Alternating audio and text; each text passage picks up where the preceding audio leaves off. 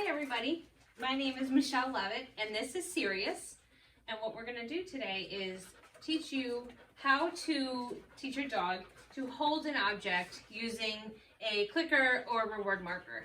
So by clicker, we have our little clicker here, it makes that very distinct noise, or you can also substitute that for a reward marker such as yes, good, something along the lines of that. Something very short and crisp so that way you're marking the behavior as it's happening versus coming up with something that's a little bit longer and potentially missing the opportunity.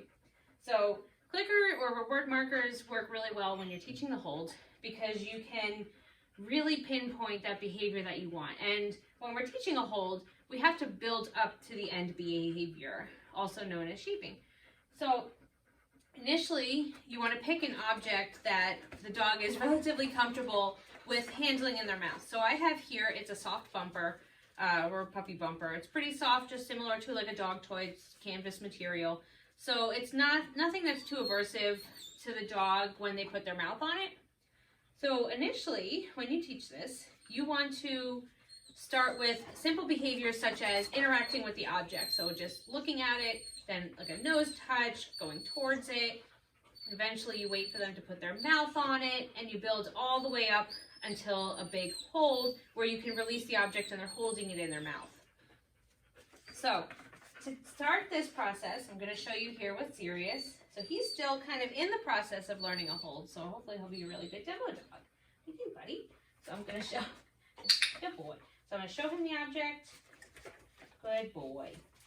And sometimes what's really helpful is having the clicker in the opposite hand of the object.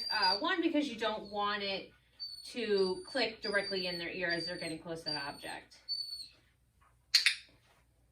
So you're going to click, and then you give your cookie. Good job, buddy. I'm going to put a couple cookies in my hand here. Oops. Good job, buddy. Got some freebies, huh? Good boy. Good boy. Being a little clumsy with our cookies. Sorry, buddy. I'm sorry. Good boy.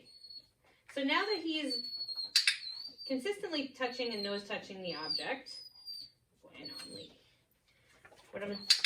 What I'm going to do next is I'm going to hold on to it and wait for him to offer a little bit more of a behavior. Good boy. So you see he put his mouth on it a little bit more.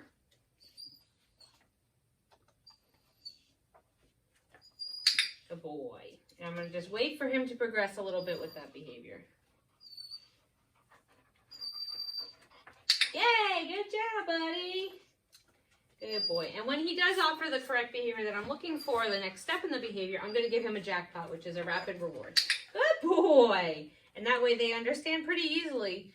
Well, I get a lot of cookies for doing that. Yeah, good boy.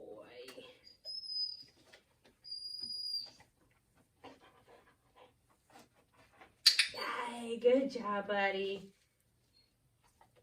Good boy. Good.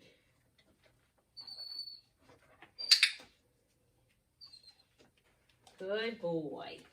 And eventually what you're going to do is after you do this for a couple sessions and you get him really repeatedly putting his mouth on it, I'm going to show you what the end behavior looks like with my other dog, Snitch. Okay, so now I'm going to show you the progression of hold with a dog who's a little bit more advanced with the hold cue. Oh, nice job. So this is what your end behavior will look like. And she absolutely loves to hold her bumper. This is Snitch, by the way. Okay, hold. Give. Good girlie. Good girlie. And she has a release word now.